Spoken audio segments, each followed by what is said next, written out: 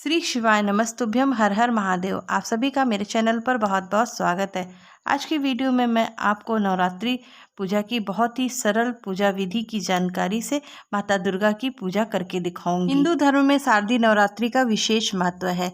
अश्विन मास की शुक्ल पक्ष की प्रतिपदा तिथि के दिन शारदीय नवरात्रि की शुरुआत हो रही है और इस बार यह शुभ तिथि 15 अक्टूबर के दिन यानी रविवार को है। शारदीय नवरात्रि के पहले दिन घट स्थापना यानी कलश स्थापना के बाद ही माता दुर्गा के 9 स्वरूपों की 9 दिन तक पूजा अर्चना करते हैं और व्रत करते हैं।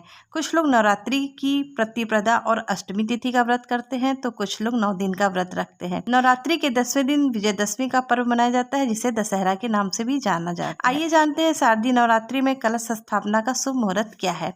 कलश स्थापना के लिए शुभ मुहूर्त 15 अक्टूबर को 11:44 से दोपहर 12:30 तक है। ऐसे में कलश स्थापना के लिए 46 मिनट का समय दिया गया है। आइए अब जानते हैं नवरात्रि में माँ दुर्गा के पूजा की सरल पूजा विधि। 9 दिनों तक चलने वाली इस पूजा के लिए हमें अपने घर में ऐसे स्थान का चुनाव करना चाहिए जहाँ पर किसी तरह की कोई परेशानी या दिक्कत ना हो, क्योंकि यह पूजा 9 दिन तक चलती है और माता की चौकी 9 दिनों तक लगी हुई होती है। चौकी 9 दिनों तक लगी हुई होती है, इसलिए उसको हिलाना डुलाना नहीं चाहिए। तो जिस स्थान पर आपको नवरात्रि की पूजा करनी है उस स्थान को अच्छी तरह से साफ कर दें। हल्दी या गोबर से लेपन करके वहाँ एक सुंदर सी रंगोली बना दें। रंगोली के ऊपर एक चौकी को विराजमान करके एक लाल रंग का वस्त्र बिछा दें। यहाँ मैंने लाल रंग का वस्त्र बिछाया क्योंकि माता को लाल रंग अति प्रिय है। इसके बाद हम उसके ऊपर अक्षत की मदद से सुंदर सा अष्टदल कमल बना देंगे। अष्टदल कमल बनाने के बाद हम एक लोटे पर जिस पर स्वास्तिक बनाकर उसके कंठ पर मौली लपेट देंगे। उसके बाद हम सबसे पहले कलश में थोड़ा सा गंगा जल डालेंगे और उसके बाद हम शुद्ध जल डालेंगे। जल को कलश के कंठ तक भर देंगे। अब उसके बाद हम एक फूल, सिक्का, सुपारी, लौंग, इलायची, हल्दी की गांठ, थोड़ी सी इत्र, थोड़ी सी दूर्वा तथा मीठे के रूप में हम मिश्री या बतासे को कलश के अंदर डाल देंगे। उसके बाद हम आम के पल्लों पर तिलक करके इसको भी हम कलश के ऊपर इस तरह से सजा देंगे। यहाँ पर मैंने नवरात्रि के हिसाब से 9 आम के पल्लों को लिया है। आम के पल्लों का चुनाव करते हुए आप उन पत्तियों को चुनें जो बहुत ही नई हुई ना हो और ना ही पुरानी हो। बीच की पत्ती को आपको रखना चाहिए। ना तो ज़्यादा पुरानी पत्ती का चुनाव करें, ना ही ज़्यादा नई पत्ती का चुनाव करें, क्योंकि यह पत्तियाँ आपको 9 दिन तक रखनी हुई होती हैं। तो इसलिए आप इस बात का ध्यान रखें। अब इसके बाद हम एक पानी वाला या जटा वाला नारियल लेंगे और उस पर हम चुनरी को इस तरह से लपेट कर मौली लपेट देंगे। आप चाहे तो यहाँ लाल रंग का कपड़ा भी लपेट सकते हैं या फिर आप मेरी तरह चुनरी को भी लपेट सकते हैं। इस तरह से हमारा कलश पर रखने के लिए नारियल तैयार हो जाता है। अब हम सबसे पहले कलश के ऊपर एक प्लेट में थोड़ा सा अक्षत रखेंगे और उसके ऊपर अपने इस नारियल को विराजमान कर देंगे। तो देखिए मैंने यहाँ नारियल को विराजमान कर दिया है। अब हम माता के फोटो को विराजमान करेंगे। सबसे पहले थोड़ा सा अक्षत और एक पुष्प रखकर हम माता की फोटो या मूर्ति को विराजमान करेंगे।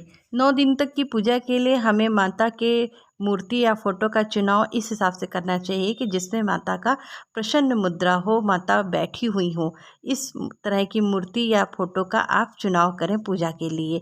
इसके बाद हम एक पान के पत्ते पर थोड़ा सा अक्षत और पुष्प रखकर भगवान गणेश जी को विराजमान करेंगे। भगवान गणेश जी को विराजमान करने के बाद हम ज्वारे बोने के लिए मिट्टी के पात्र को रखने के लिए एक प्लेट पर इस तरह से स्वास्तिक बना दें और स्वास्तिक वाली प्लेट के ऊपर ज्वारे बोने वाले पात्र को हम रख देंगे। पात्र में हमने थोड़ी सी मिट्टी और थोड़ा सा पवित्र नदी का बालू मिलाकर रख दिया है और ऊपर से हमने ज्वारे छींट दिए हैं। यहाँ पर मैंने ज्वार तथा धान दोनों को मिट्टी के ऊपर बिखेर दिया है। अब इसके बाद हम दीपक की स्थापना के लिए अक्षत पुष्प रखेंगे और उसके ऊपर दीपक को रखकर हम दीपक को प्रज्वलित करके अपनी पूजा को शुरू करेंगे। सर्वप्रथम हम शुद्धिकरण का भाव करते हुए सभी पर जल छीटेंगे और हाथ में अक्षत पुष्प लेकर पूजा का संकल्प करके हम सभी का सांकेतिक स्नान कराएंगे। सर्वप्रथम भगवान गणेश जी से शुरू करके हम सबको सांकेतिक स्नान कराएंगे। इसके बाद भगवान गणेश जी को जनेऊ समर्पित करेंगे, वस्त्र रूपी कलावा समर्पित करेंगे। इसके बाद हम प्रथम पूज्य श्री गणेश जी को तिलक लगाएंगे, रोली का तिलक करेंगे और उसके बाद सिंदूर का भी तिलक करेंगे। 9 दिनों तक चलने वाली इस पूजा में माँ दुर्गा के 9 स्वरूपों की पूजा की जाती है। नवरात्रि में माँ दुर्गा के पूजा करने से लोगों की हर परेशानी तथा मुश्किलों से उन्हें छुटकारा मिल जाता है। तिलक लगाने के बाद हम श्री गणेश जी को दूर्वा और एक लाल पुष्प समर्पित करेंगे। गणेश जी को दूर्वा 5, 7, 11, 21, 51 की संख्या में समर्पित किया जाता है। गणेश जी की पूजा करने के बाद हम बाकी सभी का तिलक करेंगे। सबसे पहले माता जी का तिलक करेंगे। यहाँ पर फोटो में माता जी के साथ माता के 8 स्वरूपों की भी फोटो दी गई है। तो मैं सभी पर बारी बारी कुमकुम का तिलक और सिंदूर का तिलक अर्पित करूंगी। उसी के साथ साथ हम माता ने हाथों में जो अस्त्र लिए हैं उन सब का भी तिलक करेंगे। इसके बाद हम बारी बारी कलश का, दीपक का और ज्वारे बोने वाले कुंडे का सभी का हम तिलक करेंगे।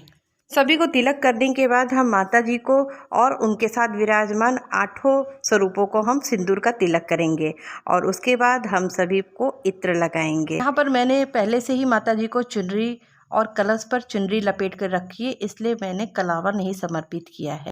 इसके बाद हम सभी को फूल और माला समर्पित करेंगे। यहाँ पर मैंने लाल रंग के गुड़हल के फूल लिए हैं जो कि माता को अति प्रिय है। सभी को हम पुष्प समर्पित करेंगे। सर्वप्रथम भगवान गणेश जी को, माता जी को, कलश को, दीपक को, ज्वारे के कुंडे को, सभी को हम पुष्प अर्पित करेंगे। माता जी का यहाँ मैंने फूलों से श्रृंगार कर दिया है, सभी पर पुष्प समर्पित कर दिया है। देखिए माता जी का कितना अच्छा रूप खिल के आया है। प्रेम से बोलिए जय माता दी। इसके बाद हम इसको, हमारे यहाँ दौना या वन तुलसी कहा जाता है, इसकी महक माता जी को अति प्रिय है, इसलिए मैं इसको भी समर्पित करूंगी। यदि आपको भी दौना आसानी से प्राप्त हो जाता है तो माता की पूजा में यह जरूर माता को समर्पित करिएगा। इसके बाद हम भगवान गणेश जी को मीठे का भोग लगाएंगे। आपके पास जो भी फल, मेवा, मीठा हो उसका आप भोग लगाएं। माता जी को फलाहार का भोग लगाना होता है। यहाँ पर मैंने पेड़े और सूखे मेवे, साथ में 1 गिलास पानी का भोग लगाया है। साथ में हम यहाँ पर ऋतु फल भी माता को समर्पित करेंगे। ऋतु फल के रूप में मैंने यहाँ केला और सेब माता जी को समर्पित किया है। आपके पास जो भी फल, मेवा, मिठाई हो वह माता जी को आप समर्पित करें। मुख शुद्धि के लिए 1 पान का बीड़ा माता जी को समर्पित करें। माता जी को धूप दीपक दिखाने के बाद हम दुर्गा सप्तशती का पाठ आरंभ करेंगे। दुर्गा सप्तशती या दुर्गा चालीसा का पाठ आरंभ करने से पहले एक पुस्तक पर तिलक करें, उसके बाद पाठ करना आरंभ करें। पाठ पूर्ण होने के बाद अब हम यहाँ एक छोटा सा हवन करेंगे। हवन आपको 9 दिन तक लगातार करना है। हवन करने से पहले हवन कुंड को तिलक कर लेंगे और माता जी के मंत्रों का उच्चारण करते हुए हमें 9 आहुतियाँ तो प्रतिदिन डालनी ही चाहिए। आप चाहे तो माता के और मंत्रों का जाप करके 11, 21, 51 इससे अधिक मंत्रों का जाप करके आप हवन कुंड में आहुतियाँ डाल सकते हैं। आहुति में भोग प्रसाद की आहुति जरूर से दें। हवन के द्वारा दी गई आहुति सीधा माता जी को प्राप्त होती है और अंत में लौंग और इलायची के जोड़े से हम आहुति देंगे। हवन करने के बाद हमें अपने भजनों से माता को रिझाना चाहिए। आपको जैसा भी भजन आता है, यदि आप ढोलक बजाकर गा लेते हैं तो माता को जरूर भजन गाकर रिझाएं। नवरात्रि के ये 9 दिन हमको जो मिले हैं, इसमें माता को रिझाने का हमें पूर्ण प्रयास करना चाहिए। इसके बाद हम सुंदर आरती करेंगे। शुरुआत भगवान गणेश जी की आरती से करेंगे और उसके बाद माता जी की सुंदर आरती करेंगे। आरती करने के बाद आरती पर 2 बार जल का आचमन करके हम आरती लेंगे। इसके बाद हम दक्षिणा स्वरूप में थोड़े से द्रव्य समर्पित करेंगे और माता रानी से हमारे द्वारा हुई पूजा में भूल चूक गलती के लिए हम क्षमा प्रार्थना करेंगे और माता रानी से प्रार्थना करेंगे कि हमारे ऊपर, हमारे परिवार के ऊपर सदैव अपना आशीर्वाद बनाए रखिए। उसके बाद हम गोड़ लागकर माता को प्रणाम करेंगे। पूजा संपन्न होने के बाद 3 बार हम जल से यहाँ छींटा कर देंगे। तो इस तरह से नवरात्रि में माँ दुर्गा की पूजा यहाँ पर संपूर्ण होती है। आशा करती हूँ मेरे द्वारा बताई गई नवरात्रि में माँ दुर्गा की पूजा की यह पूजा विधि आपको अच्छे से समझ में आ गई होगी। तो मिलते हैं अगली वीडियो में, तब तक के लिए श्री शिवाय नमस्तुभ्यम। हर हर महादेव। जय माता दी। यदि आपको वीडियो अच्छी लगी हो तो कमेंट में जय माता दी जरूर से लिखें।